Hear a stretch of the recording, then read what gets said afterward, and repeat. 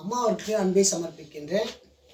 நம்ம சொன்ன மாதிரியாவே புழல் வந்து நம்ம மெட்ராஸையும் திருவள்ளூர் மாவட்டம் சுற்றி இருக்கிற காஞ்சிபுரம், வேலூர், இந்த பக்கம் திருவள்ளூர் மாவட்டம், ஆரணி, இப்படி பூண்டி, இப்படி இருக்கிற பல மாவட்டங்களை நம்மளை ஒரு பெரிய தாக்குதல் அதால் பண்ணவே முடியல.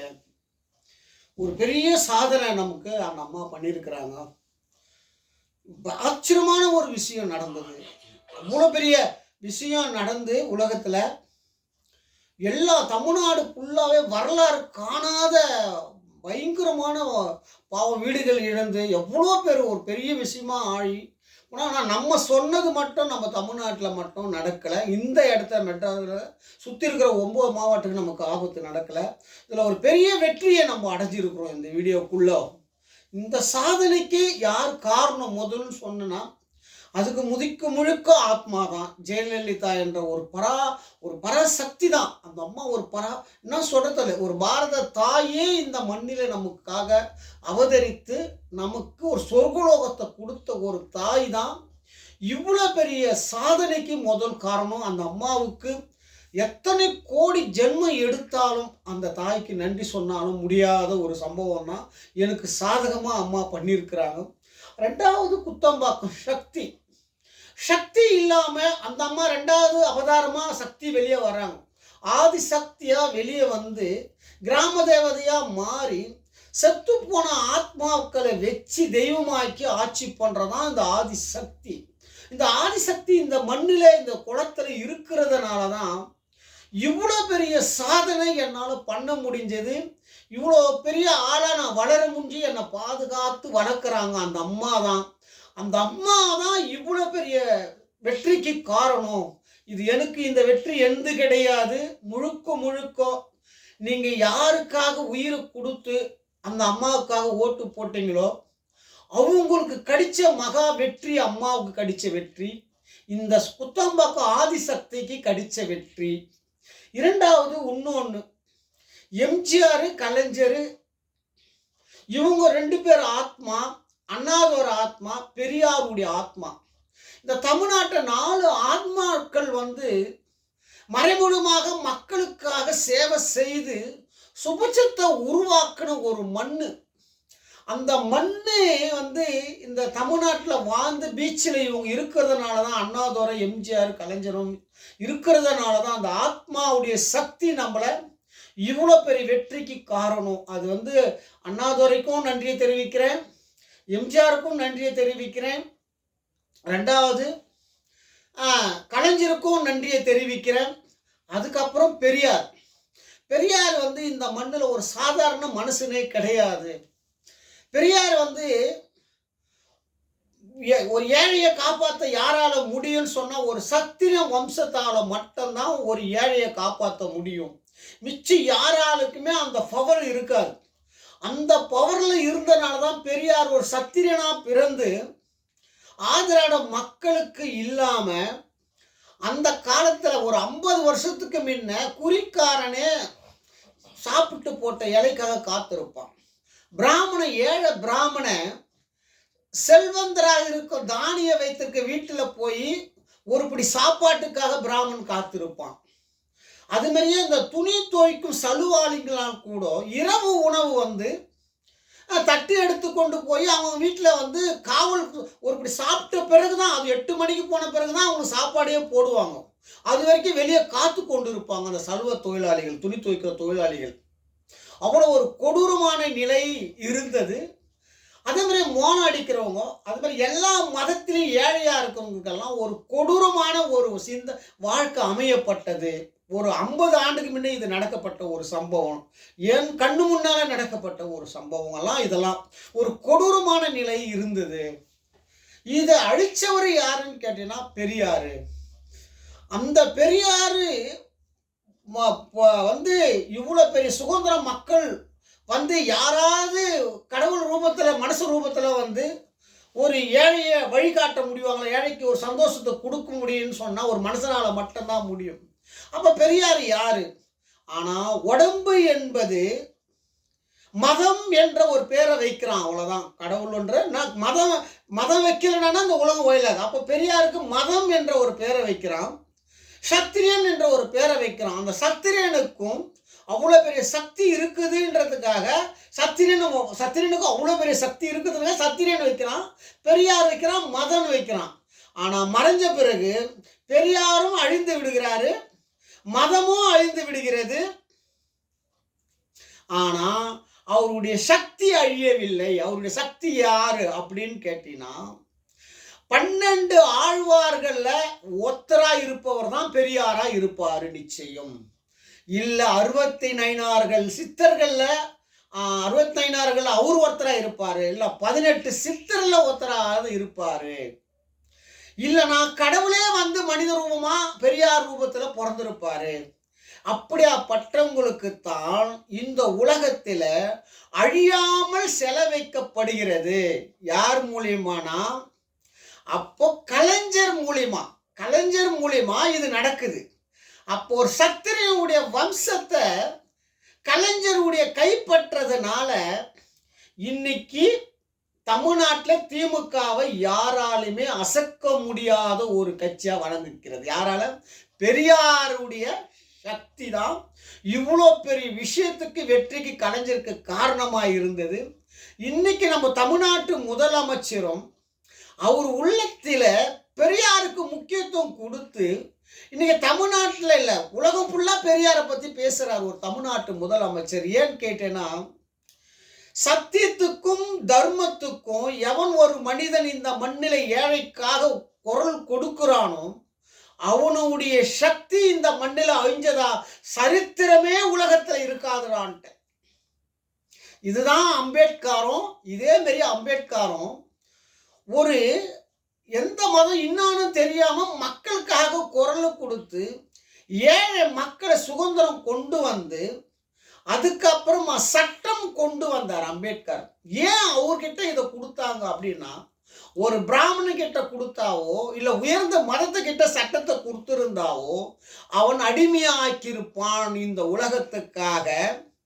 ஒரு அம்பேத்கர் என்ற அவர் ஆதிராட மக்களா அவர் என்னன்னு தெரியாது, ஆனால் ஆதிராட மக்கள் கூட அவர் கலந்துடுறாரு.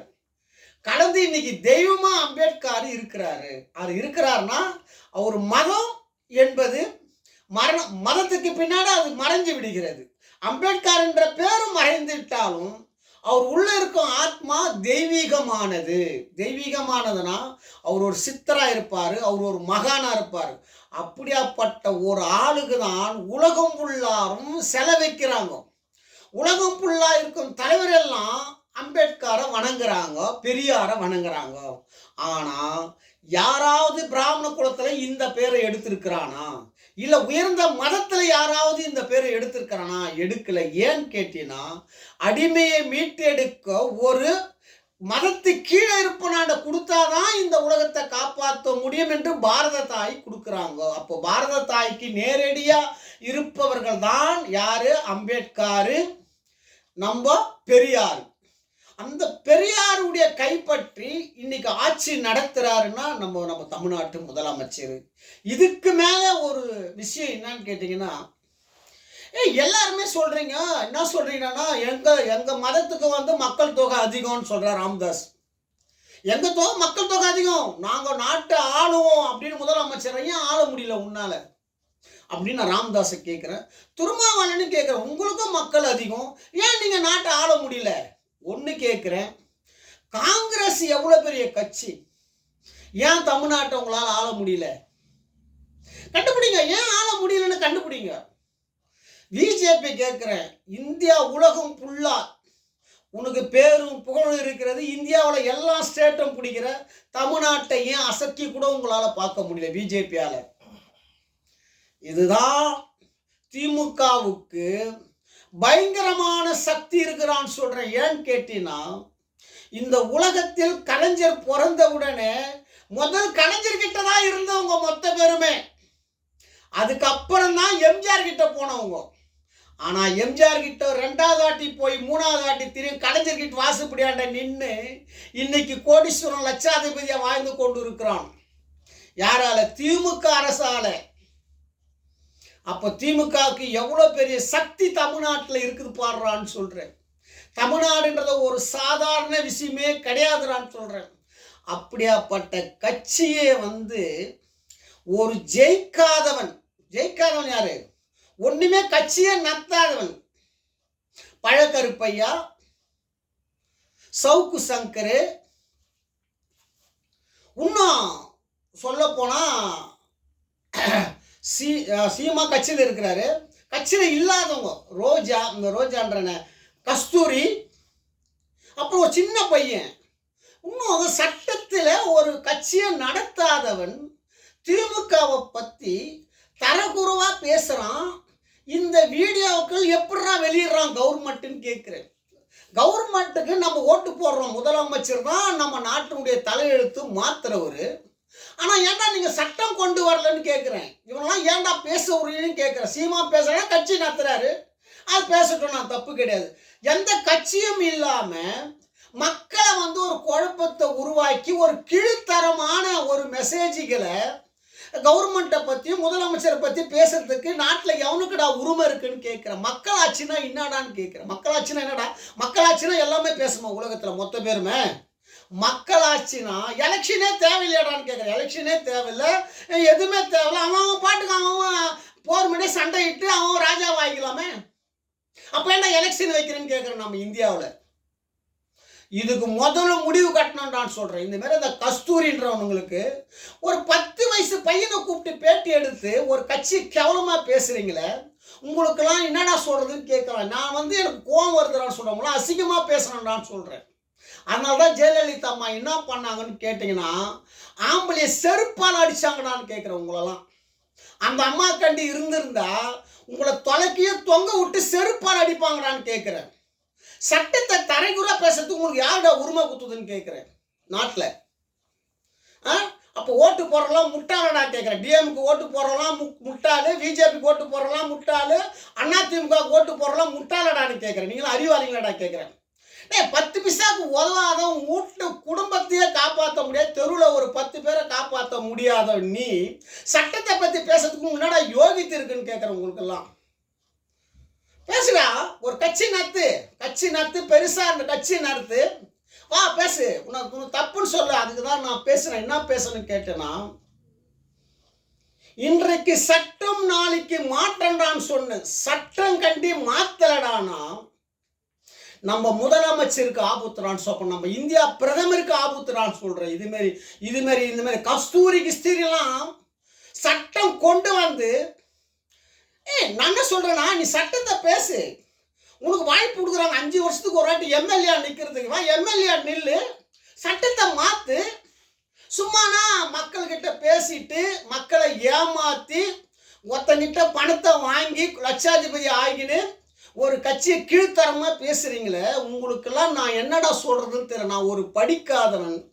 சட்டம் கொண்டு வாடான்னு சொல்றேன். நாட்டை சட்டம் கொண்டு வாடா. மக்களாட்சினா என்னடா? மக்கள் ஓட்டு போட்டு மக்கள் தேர்ந்தெடுப்பவனுக்கு சட்டத்தில் என்ன தவறு செய்தாலும் உரிமை இருக்குடான்னு சொல்றேன். ஆனா சட்டத்தில் ஒரு ஓட்டு வாங்காம ஒரு சின்ன பையனை வைத்து திமுகவையோ வேற கட்சியோ கீழ்த்தரமா பேசுறீங்களே, நீலாம் ஒரு படிச்சு உனக்கு வயசுன்னா அந்த பையனுக்கு என்ன வயசுன்னா அவங்ககிட்ட பேட்டி கேட்டு வீட்டுக்குள்ள அமைக்கிறீங்களே, உங்களுக்கெல்லாம் மூளை இருக்கா, அருவுக்கு தடான்னு கேட்குறேன். உங்களுக்குலாம் முதல்ல அருவு இருக்கிறடா கேட்குறேன். உங்களுக்குலாம் எங்கெல்லாம் பைத்தியக்காரனடா பார்க்குறவங்களாம் நான் கேட்குறேன். நாங்கள் செல்லுன்றவங்களாம் பைத்தியக்காரனடான்னு கேட்குறேன். நீங்கள் பைத்தியக்காரனாகி பணம் சம்பாரித்து மக்களை அழிக்கணும்னு நினைக்கிறீங்க. நான் இருக்கிற வரைக்கும் தமிழ்நாட்டில் நடக்காத, இந்தியாவிலே நடக்காதுறான்னு சொல்கிறேன். இன்னும் கொஞ்ச நாளில் சட்டம் கொண்டு உங்களுக்கு எல்லாருக்கும் ஒரு முடிவு கட்டினாதான் நம்ம கடவுளை காப்பாற்ற முடியும். நான் சொல்கிறேன், ராமனை காப்பாற்ற முடியும், சிவபெருமானை காப்பாற்ற முடியும், இயேசை காப்பாற்ற முடியும், அல்லாவை காப்பாற்ற முடியும், இயற்கையை காப்பாற்ற முடியும். ஆனால் உங்களா மாரி ஆள் இந்தியாவில் பேச விட்டா நம்ம இந்தியா பிரதமருக்கு ஆபத்து, இயற்கைக்கு ஆபத்துறான்ட்டேன். இது மாதிரியா நீங்கள் பேசுறதுனால தான் இவ்வளோ பெரிய தண்ணி இந்த பூமியில் ஒரு பொட்டு தண்ணி கூட 2016 கீழே இறங்குறான். இது முதலமைச்சரும் நம்ம நாட்டு பிரதமரும் அதிரடியான நடவடிக்கை எடுத்து இந்த யூடியூப்ல அரசாங்கத்தை பத்தி ஜெயிக்காதவன், இந்த எலெக்ஷன்ல மக்களுடைய கட்சி நடத்தாதவன், இவனுக்கெல்லாம் நடவடிக்கை எடுத்து குண்டர் சட்டத்தில் வைத்தாதான் நம்ம இயற்கையில் இருந்து நம்ம காப்பாற்ற முடியும். நான் ஒன்று கேட்குறேன், மன்னன் ஏன் கண்ணை நோண்டனான்றதை உங்களுக்கு சொல்றேன். மன்னர் ஏன் கண்ணை நோண்டனாங்கன்னா, மக்கள் மத்தியில ஒரு தவறு செய்தால் இந்த உலகம் அழிந்து விடும். அதனால் மனிதனுக்கு தவறு செய்ய உரிமை கிடையாது. மனிதன் என்பவன் இந்த உலகத்தில் ஒரு கருவிதான். அவனுக்கு தேவை உணவு, அவனுக்கு தேவை படுக்கை, உறங்குவதற்கு ஒரு இடம். இதை கொடுப்பதற்காக அமைச்சோம். ஒரு மனுஷன் அமைக்கிறாங்க. அப்ப நாட்டு ராஜா அப்ப இந்த நாட்டை கொடுக்க சொல்ல தவறு செய்யக்கூடாது. தவறு செய்தா கண்ணை நோண்டிடுங்க அப்படின்ற சட்டம் கொண்டு வந்தான். ஏன்னா நாடு அழியாம இருக்கணுன்றதுக்காக, இந்த வாழ்க்கை அமையணுன்றதுக்காக. ஆனா செத்த பிறகு அங்க போனா உடம்பு இல்லை, ஆனா அங்க 2 கண்ணும் இல்லை. இதுக்கு மேல அங்க கொடூரமான தண்டனை காத்திருக்கிறது. என்ன காத்திருக்கிறேன்னா, தலைக்கீழ தொங்க விட்டுட்டு அங்க அந்த அம்மா செருப்பாலேயே உங்களை அடிக்கிறாங்கடான்ற. பிஞ்சு போன செருப்பாலேய பாரத தாய் உங்களை எல்லாரையும் அடிக்கிறாங்க. நிச்சயமா நான் கண்டி வராம போயிட்டுனா இந்த உலகம் அழிஞ்சிச்சு. சப்போஸ் தண்ணியாலே இந்த மெட்ராஸ் திருவள்ளூர் மாவட்டம்லாம் போயிடுச்சுன்னா உங்களுக்கு செருப்படி உண்டுடான்ட்டு உங்களுக்கு மொத்த பேருக்கும். அதனால தான் நான் சொல்றது, என்ன சொல்றேன்னா, ஒரு பெண்ணுகிட்ட உங்க வேலையே காமிக்காதீங்கடான்ட்டு. சீதா ஒரே சாபத்தால ராவணா அழிஞ்சான்டான்ற இந்த மண்ணுல. ரோபதி சாபத்தினால் கிருஷ்ணனும் ஐந்தான், கிருஷ்ணன் மக்களும் குழந்தையும் ஐந்தாண்டான் சொல்றேன். இன்னைக்கு சொல்றேன்டான்ற. ஜெயலலிதா என்ற ஒரு சாபம் இந்த உலகத்தை அழிக்கண்டான் சொல்றேன். அதுல இருந்து காப்பாத்துறேன்டா உங்களை சொல்ற ஒரே ஆளு உலகத்துல நான் ஒண்டிதான்டான் சொல்றேன். உங்க உலகத்தை படைச்சிட்டு என்னுடைய தாய் அங்க சோறு இல்லாம உடம்பு இல்லாம அங்க பார்த்துக்குன்னு வேடிக்கை பார்த்துங்கடா இருப்பாங்கன்னு கேட்கிறேன். இந்த தாய் இந்த மண்ணிலே வந்து அந்த தப்பு பண்ற உரிமை அந்த தாய்க்கு தாண்டா உண்டுன்றேன். அந்த தாய் இருக்கிற வரைக்கும் இந்த மண்ணு சுபட்சமா இருந்துறா. என்னைக்கு 2016 என் தாய் இந்த மண்ணை விட்டு போனாங்களோ அன்னிலிருந்து மனிதன் மிருகமாக மாறி இருக்கிறான். யாரால கண்டுபிடுறான்? தமிழ்நாட்டுல இந்த 2016 மிருகமா மாற்றிருந்து யாரா தமிழ்நாட்டில் கேட்கிறேன். இதை காப்பாற்றி கொண்டு இருப்பவர் தான் நம் தமிழ்நாட்டு முதலமைச்சர். தமிழ்நாட்டு முதலமைச்சர் சாதாரண ஆளு இல்லடான்ட்ட.